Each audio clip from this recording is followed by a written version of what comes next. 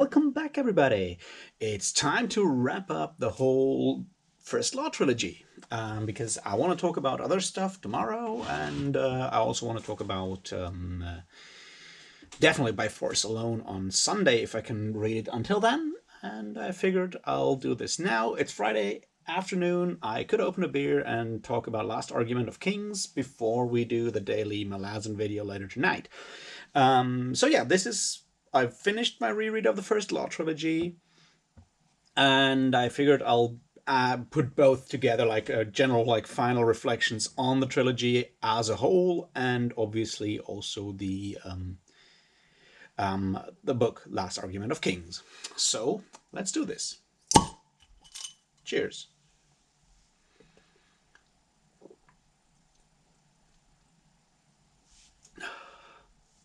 So once again, I still feel at the end of the trilogy that the blade itself is kind of the strongest one of those three. Um, Although the ending, like the overall end of the trilogy, kind of wraps it up nicely, and I would say that Before They're Hanged is probably my least favorite of the three. I have a lot of issues with some of the stuff happening in this third book, and from the way events are happening, it kind of, I don't know, doesn't always add up fully, I guess. But on the other hand, I feel Last Argument of Kings is the one book that actually really, reinforces or actually makes clear the themes and the overall things that Abercrombie is going for during the trilogy, which is what I'm going to talk about mostly in this. But let's go and into specific things in Last Argument of Kings that I did like and that I didn't like. Um, the end is super cynical, which is sort of the point of Abercrombie, and something that I struggle more with now than I did like 15 years ago whenever I read it the first time round. But there's some good parts in here.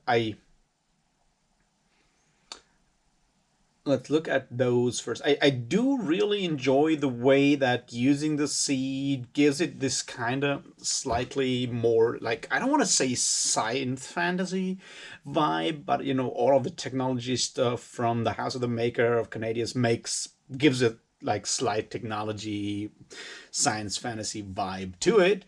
But I love the fact to treat magic, or like really powerful magic with that seed, as something akin to nuclear weapons, which all the people dying from using the seed basically die of what you might call radiation poisoning. It's obviously very much the same thing, or takes similar imagery and similar overall, like, it just uses that.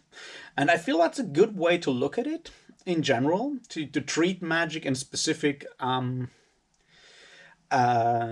fantasy series, or the way it's used as this like final, this ultima ratio, or yes, Last Argument of Kings, where the saying comes from, because it is super devastating, and it's like once you actually start using that, there's like no coming back, or no return. That kind of is a powerful way to deal with the idea of magic in a rather not so magical world, which the First Law world isn't that magical. So I do appreciate that way of treating it. I did like that quite a bit. That's cool. I also just really appreciate how the ending of Last Argument of King, like the actual last scene, really you know mirrors the beginning. That's just good, well done. And it's like, once again, the entirety of these books and the way Abercrombie writes is just so sleek and well done that it's just like really, really strong. It's like he has that modern sensibility like contemporary sensibility for sleek design, sleekness in dialogue and everything. That is just really well done, and I really appreciate that. The big thing that I really didn't like really didn't like, is the idea is the whole plot line with Queen Therese and how that works out, and I that's a difficult bit to talk about. I feel for several reasons. I'll try to explain it in a minute. The other thing that I found unconvincing is sort of the Archlector Salt's thing with the when he's dealing with like the demons and stuff like that. And it's like, yeah, that could have been a slightly better like foreshadowed, because yeah, him actually accepting the reality of magic would have been interesting if we had like slightly better hint at that, and not just this happening. I don't know. It's not bad. It just could have been handled better, I feel, in a way.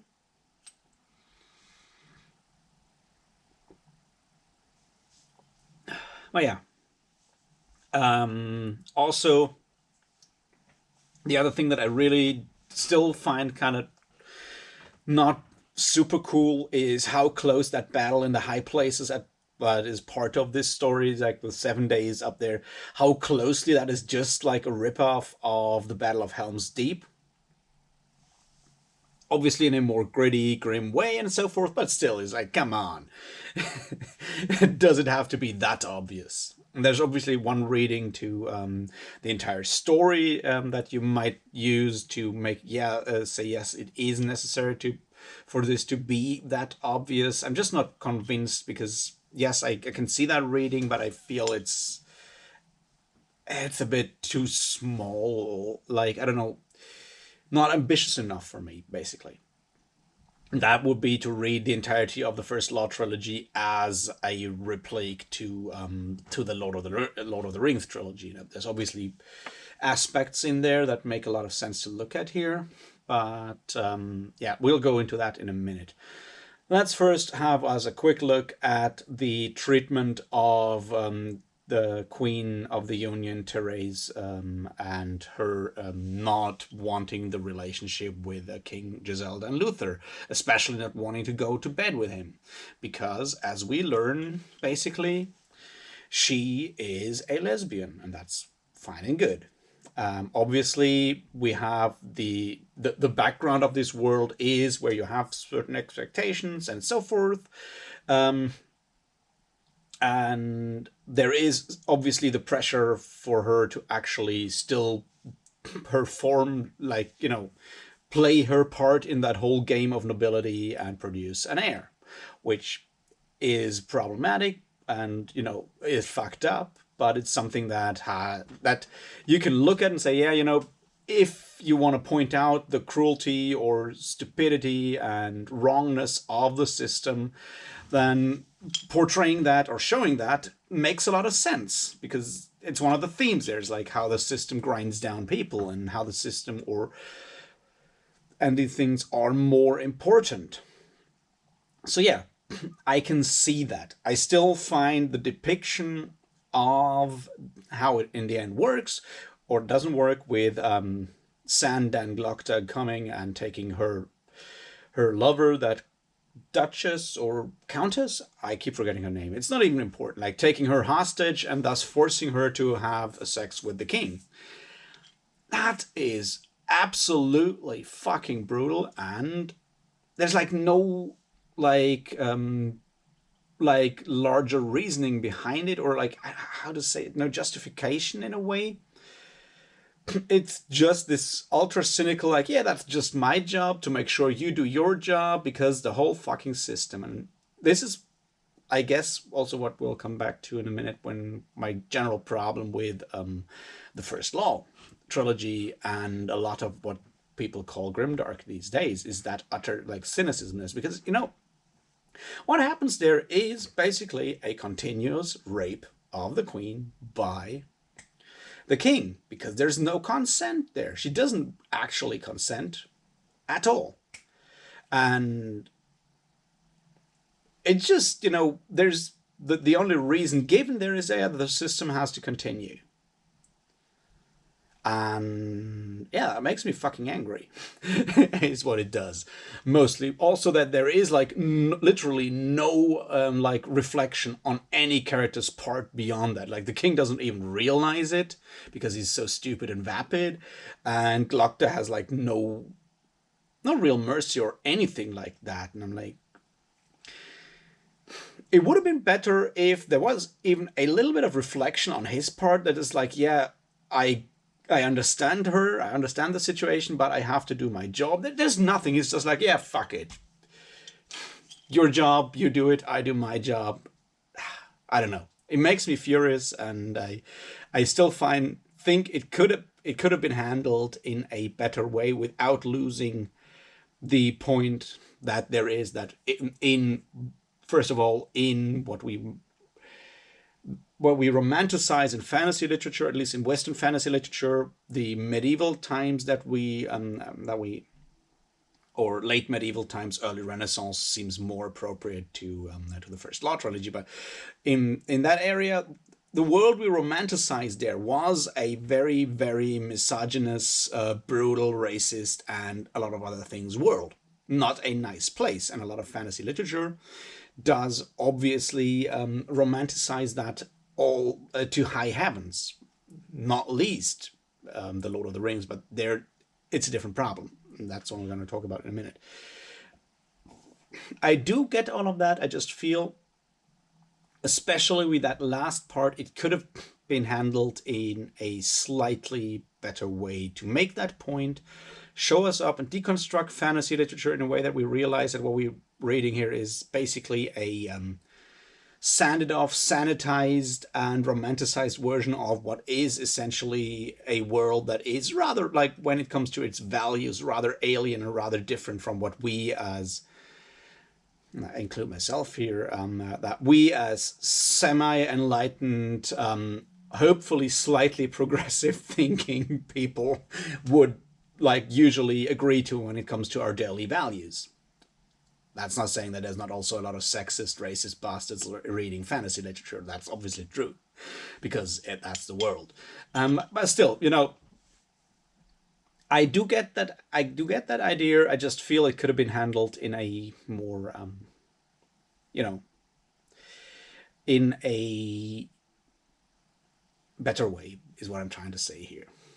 Once again, I'm not accusing anyone of anything here. That's not my point, and I just feel that there are some chances that were missed, basically.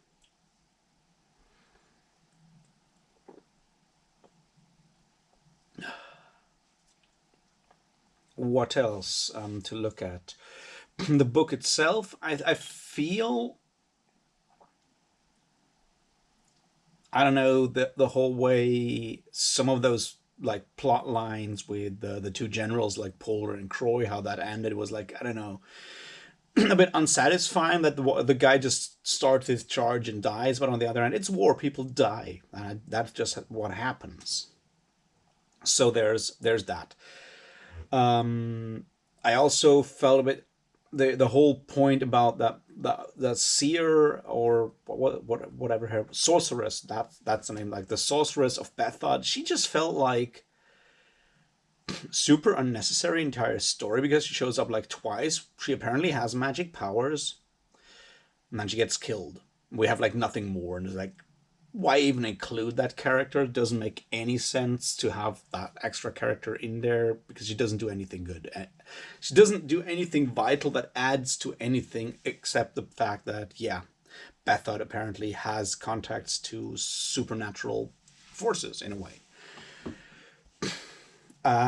So yeah, that's just something that I felt a bit. So just you can have this cool montage in the chapter, the circle, where you have that when you basically have the adventure, like they have the duel between Logan Nine Fingers and Fenris the Fear on the one side, and on the other hand, you have the rest of the crew basically sneaking in and doing their bit by killing the sorceress. I get all of that, but it would have been cooler if we had more information. If that character was more than just a plot point to overcome. But then again, we've spoken about the idea of female characters within the First Law trilogy not being, the best developed most of the time, with the possible exception of Adi West, which is probably the best female character there is in the story. Yeah, but overall, as I said, it's okay. I feel like some of the, not, I don't want to say pacing here, but some of the how the events stack up and how much how large a part specific aspects of the story, like events in the world, basically how much part, like how large a part of the novel they take up, feels always a bit off or a bit rushed within the third novels. Like, I mean, we spent so much time with the siege of Dagoska in Before They're Hanged, and the siege of Adua basically, like in sheer page count, doesn't take up that much. I mean, I get it. The book would have been even longer then, and so forth. That makes a lot of sense, but it just, feels like a slightly imbalanced in a way, especially when you look at the aftermath of it, how long that then once again takes. But these are smaller details, and so yes, if I had to, choose, I would say the blade itself is the overall, like, most rounded of the three, the best one, or like the one that I liked the most. Last Argument of Kings, because it has the added bonus of like putting all the other stuff that happened before into context, is like my second favorite of the three. And Before They're Hanged, I still feel is drags too much in the middle with the travel narrative and stuff like that. All right, so let's look at the overall trilogy and my thoughts on that.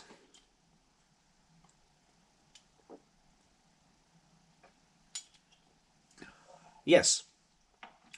So, I am not happy with it. I find the cynicism problematic. At this point, I didn't feel so when I first read it. And I do see what Joe Abercrombie does for fantasy at that point. And I feel it's one of those things that, like, not having read a lot of other fantasy, it's easy to appreciate or like be, I don't want to say blinded by, but be impressed by what Abercrombie does here. I feel with the context of more or like broader reading, some of that does, fade away, and it's no longer that outstanding thing that it was when we first encountered it, like around 2000 or whenever it came out. And I feel that's important because it's a well-crafted story. It's extremely sleek in its form, and it's polished, and then all of that. That's really well done. So it's easy to like. What I feel for me are the problems is it lacks sincerity and it lacks depth in a way. Those two are like the things that it lacks. But let's look at the positive things there. Like, if you read the entire thing from the back, basically after the finish, which, I like the idea, is basically the First Law trilogy is taking all the things that Gandalf gets accused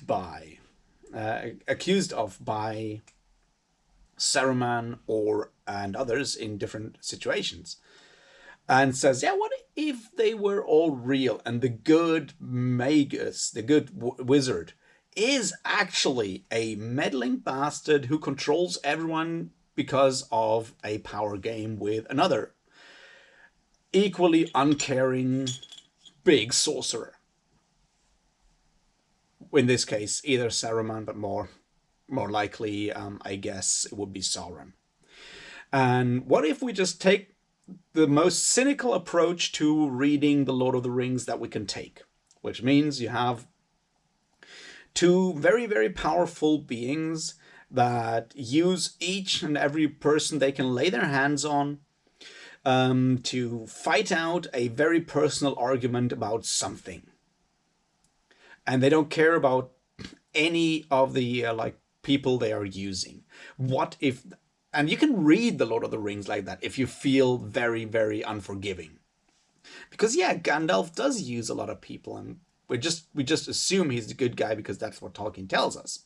And within Tolkien's mythology, that makes sense. But if you don't look at the mythological background, or you don't want to look at all of that baggage that Lord of the Rings comes with, then yeah, you can take that ultra cynical approach, and if you then take that and just write it out in a unflinching, slightly cynical way, then yes, that's what you get with the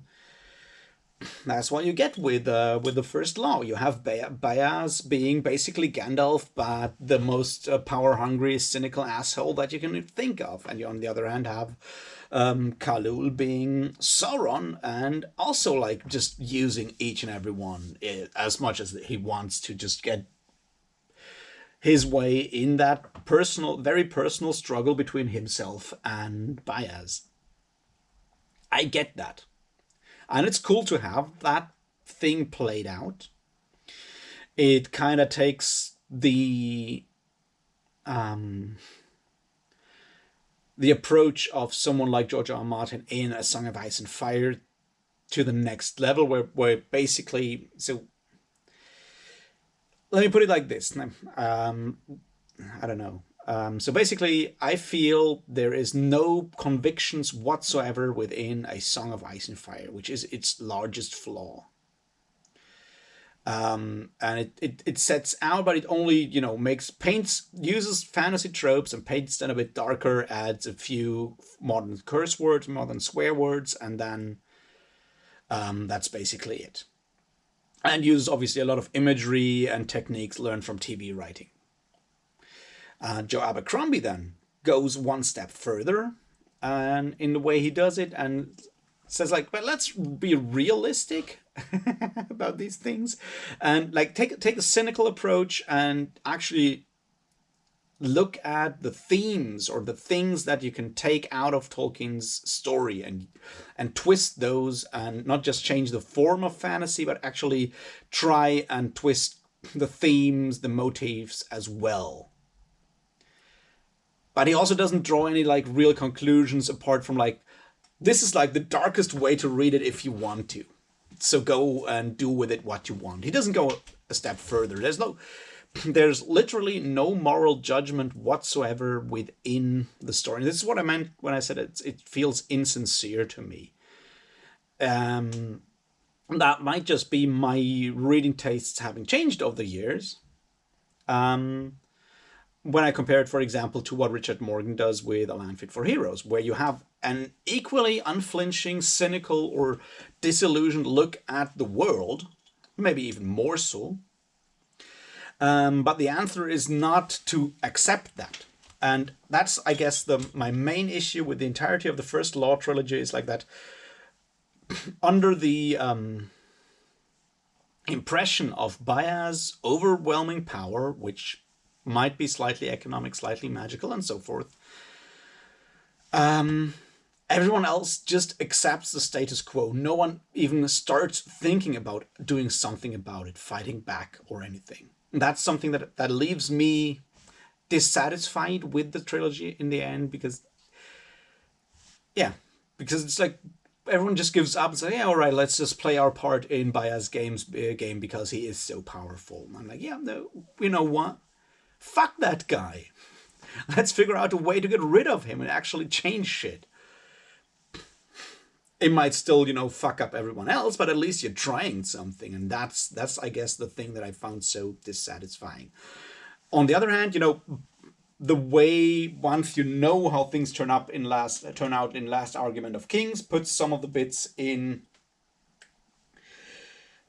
before they're hanged into perspective, when Bayaz always annoys Giselle with his explanations on how to be a great leader, and you see how he's planning all that shit from way back, which, is cool when you look at how much proselytizing and preaching everyone's favorite wizard Gandalf does in the book. He's always talking about shit.